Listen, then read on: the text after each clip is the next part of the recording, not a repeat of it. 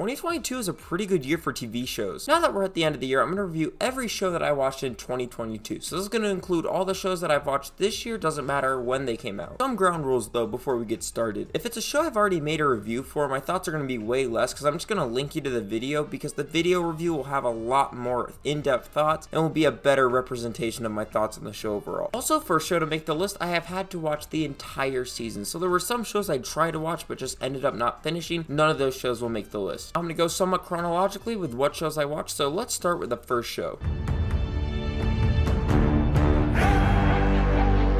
This show is fine. I made a video on it, but I feel like I need to re-explain a bit because that video does a pretty good job at showing my ideas on the show, but when the video came out, there was so much hate for this show, I think I was a bit overzealous with how I reviewed it. I gave it a 7 in that video, but I think I'd give season 1 now probably a 6 out of 10. I still enjoy this show and find a lot to like in it, but yeah, I was a bit too nice, and full thoughts are in the video, but yeah, this is a show that if you watch the review, just know that I'd probably drop the score down a little bit. On to the next one.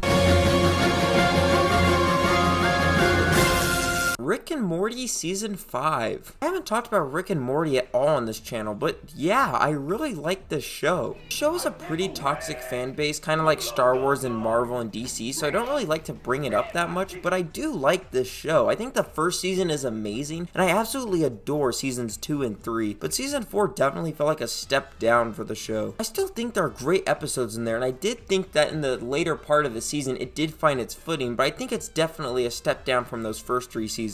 So I was a little nervous when I saw season 5 drop on Hulu in February, but I gotta say, I thought season 5 was great. Don't get me wrong, there were definitely some stinker episodes. This Vegas one in this season is really bad. I hate Vegas as much as the next guy, but this episode, it just felt like such an easy punch in the gut to Vegas, and it really wasn't funny. The Voltron episode really felt like missed potential, but about everything else in this season, I really loved. The first episode of this season was fantastic, and I absolutely loved the final 3 episodes. Those episodes were so good, and I was just smiling from ear to ear while watching that entire thing. Season 5 isn't perfect, but man, I just had a blast watching this. It doesn't hit the heights the first 3 seasons hit, but you know what? This show is back on the right path, and I can't wait to see season 6. I give season 5 of Rick and Morty an 8 out of 10. Now in March, I finished my binge watch of Breaking Bad. I had never seen this show before, and let me just say, it is fantastic. But I don't want to say too much because I do have a Breaking Bad video in the works, and I can't wait for you guys to see that video when it comes out. But I will not leave you guys completely out to dry here. I will give you a score for each season. So starting with season 1, my scores are 8, 7, 9, 10, 10. And for the rest of my opinions, you'll just have to stay tuned. But after I watched Breaking Bad, I was in a bit of a show hangover. But I did start a new show after that, and it was a show that almost rivaled Breaking Bad, and that show was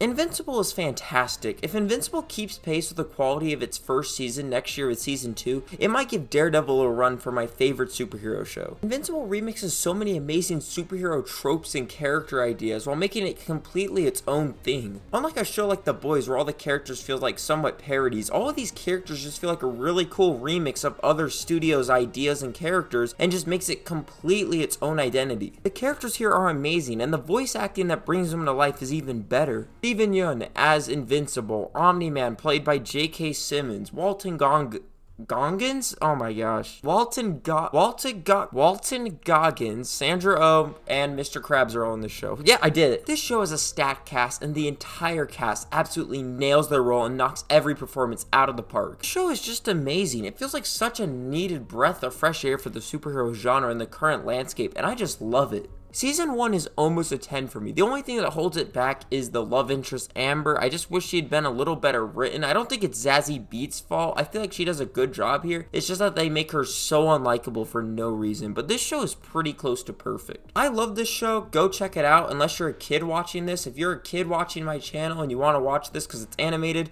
don't. It's TVMA. Or maybe you have cool parents and they let you watch it. So maybe this PSA is for nothing. But if you're over the age of 16, check out the show. It's awesome. 9 out of 10. All right, next up is As my fist of vengeance as my Moon Knight. This is the only MCU show that I watched fully this year. I watched a few episodes of the other two shows that came out, but I just didn't click with them. But this one is great. I know some diehard Moon Knight fans don't fully click with this show because it's not as good as the comics, and sure, I went on to read the Jeff Lemire comic run after watching this show, and yeah, it's not as good as that, but honestly, I'm glad that this show just completely became its own thing. Yeah, it's completely different from the comics, but I think it works. I love Oscar Isaac here as Moon Knight and Mark Spector and Stephen Grant. I just think he's absolutely fantastic, and he's probably my favorite superhero that's been added to the MCU since, I don't know, Spider-Man and Black Panther were added in Civil War. It's been a while. Oscar Isaac is great here and an absolute scene stealer. I love the direction of these episodes, and I love how the show was willing to respect his mental illness and was willing to take a darker approach at times to dig into it. I don't need Moon Knight to be TVMA like Daredevil or the other Defenders, but I was glad this had a darker tone and was willing to go there at certain points instead of just being the happy-go-lucky comedy fest that the MCU can sometimes be. This show felt unique, it felt like it had its own tone, and it felt like a real vision instead of just being something that was churned out. Did I wish the finale was longer and more fleshed out and had Mark and Stephen fight together for longer? Sure. And would I have liked to see more of Lila and who she is before she just became a superhero? Yeah, but overall, I just really like this show even though it isn't the most perfect and most condensed show ever. This show isn't perfect, it has tonal issues and sometimes it can feel like it has filler and has some bad CGI moments, but honestly, I don't really care. It was a really cool show.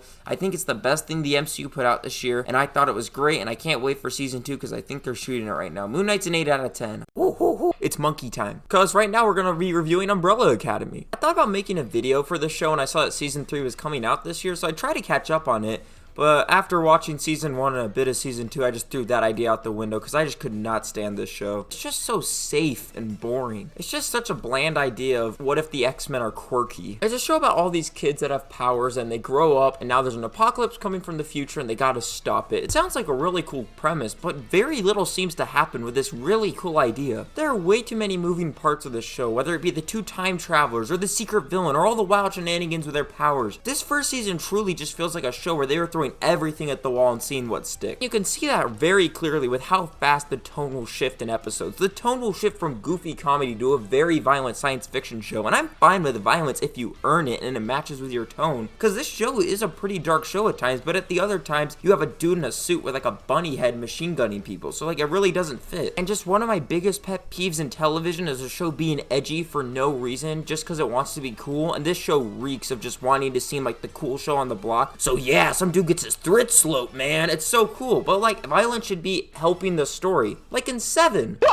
And the tone isn't the only thing that's all over the place when it comes to the show. We gotta talk about the acting. If I could describe what the acting in this show is like, I feel like it's a lot like Two-Face, because some of the acting here is absolutely amazing. The actors for number 5 and Klaus are both doing a fantastic job in carrying every scene that they are in, but the actors who play number 1 and number 3 are some of the worst actors that I've ever seen in a show. They are just awful. Now don't get me wrong, the show isn't awful, it's just fine. There are some fun moments in this show. The premise I think is really neat, but they just don't execute it as well as it could have been done. I only watched the first season, so maybe it gets better in the future, but you know, this was just a total mess, and I don't really feel like sticking with this show. So I'm gonna give season 1 of Umbrella Academy a 6 out of 10. Oh, I also watched Kenobi. I'm gonna be dead honest with you, I forgot this came out this year and I had to come and add this in post because I forgot this show came out. I did make a video review for it if you want to see more of my thoughts, but I think that I forgot about this entire show. Should tell you all you need to know. 5 out of 10, moving on. Now the next show that I watched was a show I never planned on watching, but my younger brother recommended and basically begged for me to watch it because it's one of his favorite shows and I should have never doubted him because this show is absolutely fantastic, and that was Avatar: The Last Airbender. I'm not even gonna mess around. This show is fantastic. I was busy during my summer with working my job and editing the massive Jurassic Park video, but whenever I had time to slip away and watch an episode of this show, it just kept blowing me away. Every character is awesome. Every episode was entertaining. It never lost its momentum. This show is absolutely fantastic. Now, I was only able to watch the first season and then other shows got in the way, but for now, this is one of my favorite shows and it's a show that I'm dying to get back to and to finish because I absolutely loved this first season. I had nothing wrong with this first season. I think it's absolutely perfect. Last Airbender gets a 10 out of 10 in my book. It is amazing. amazing. Next up is Stranger Things Season 4, which is weird because you probably forgot it came out this year, but when it did come out, it was like the biggest thing on the internet. Now, Stranger Things is a show I like to watch, but I kind of hate to talk about. The fan base of this show has to be the worst thing about it. It feels like these people just don't watch any other shows and just pop out of nowhere to talk forever about this show. Like, I cannot stop getting video recommendations from stupid channels where it's like, let's rank every single Stranger Thing kid, every Stranger Thing villain. Is Vecna actually Will's dad? What? It's just so dumb. This show gets way more attention than it needs, and it sucks that I have a negative connotation with this show because I really love that first season. But since that first season, this show has been on a slippery slope. Season 2 was not as good as the first, but I still enjoyed it, and Season 3 was just straight up bad. So when I was going into Season 4, I was pretty nervous. But honestly, Season 4 wasn't that bad. It was actually pretty good. I love how the show really returned to the horror aspects of the first season, and all the early stuff with Vecna and Creel was great. I loved all that creepy house stuff, and I loved the mystery of what was happening, but the longer the season went on, the worse it got. Horror is something that works better in a smaller, more intimate setting, and with the horror with Vecna, it felt better when it was close and intimate, and he was in your dreams. It really worked. But the second the show starts with the Russia plot, and the whole plot of trying to find where Vecna is and going to this other dimension, all the fear of what was happening, the mystique of everything was just gone. The really great setup with all the horror just ends up devolving until we get into the finale where it just ends up being another 80s suck-off fest of Eddie playing metal while Eleven screams and beats the globally dupe for the 9 billionth time. The whole town rips open, Hopper kills a Demogorgon with a sword, and it just devolves into complete stupidity. This show has just gotten too big for its own good. The budget is too large, and it's clear how Netflix is really trying to make this their endgame, and doing that with a show that's supposed to be suspenseful and have horror aspects just doesn't work. And overall, while I do like this season, I love that first half of the season because of the darker tone and how it went for a mystery in a really interesting world, and I wish it just stuck with that. I just wish this show was about little mysteries happening in Hawkins, but now, you know, right into Season 5, the town is literally ripping apart. There's a giant hellhole in the center of Hawkins,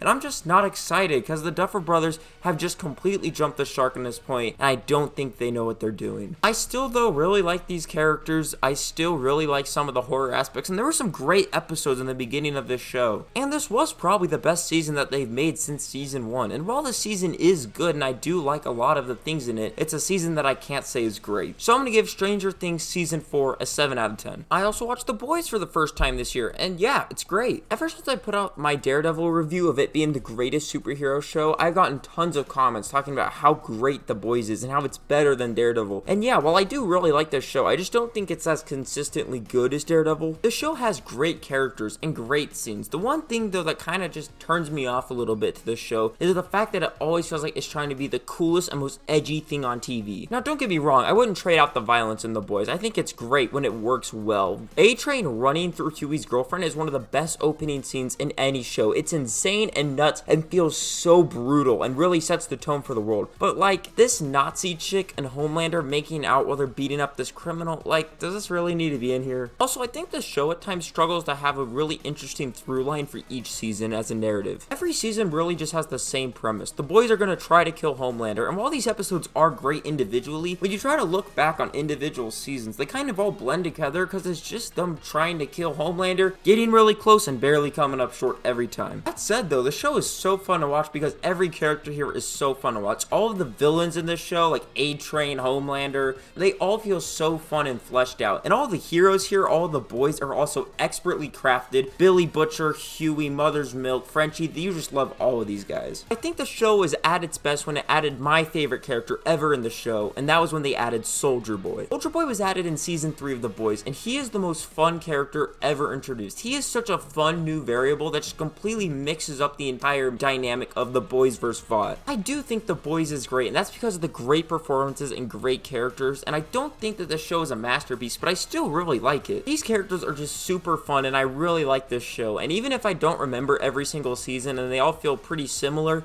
I will always check out a new season of The Boys to see what they're up to next and how they're going to take down Homelander. When it comes to the first two seasons of this show, they're about the same for me, so I'd give Season 1 and 2 of The Boys an 8 out of 10, and I actually really loved Season 3. I thought adding Soldier Boy was such a fun new dynamic, so I'd give that season a 9 out of 10. I love season 3. Okay, so this one's kind of random, but I did watch season 1 of The Office, the US version. I know this is out of left field, but I started watching this because I got the DVD box set, and yeah, this show is fun. The horrible race episode is so funny, along with the basketball episodes. Those two were my favorite, and they were making me laugh so hard. The rest of the show is fine for season 1. There's not a ton of episodes. I just thought the other episodes were fine and not super memorable, but those 2 episodes were amazing. So I'll give season 1 a 7 out of 10. I started watching season 2 of The Office. That season's a lot better and a lot funnier, but you know, the first season, it's good. Alright, now we're going to do a lightning round. Every one of these shows I have done a review for, so all of the links are going to be down in the description if you want to go check it out. But let me do my lightning round of naming off my scores for them real quick. Firefly is an 8, Rings of Power is a 4, Andor is an 8, Daredevil starting with season 1 is a 9, 8, 10. And there you go. That is what I watched this year. But there is one more show that I watched in December. A true classic, a cinematic achievement, a true artistic magnum opus. I watched season 1 of The Eric Andre Show.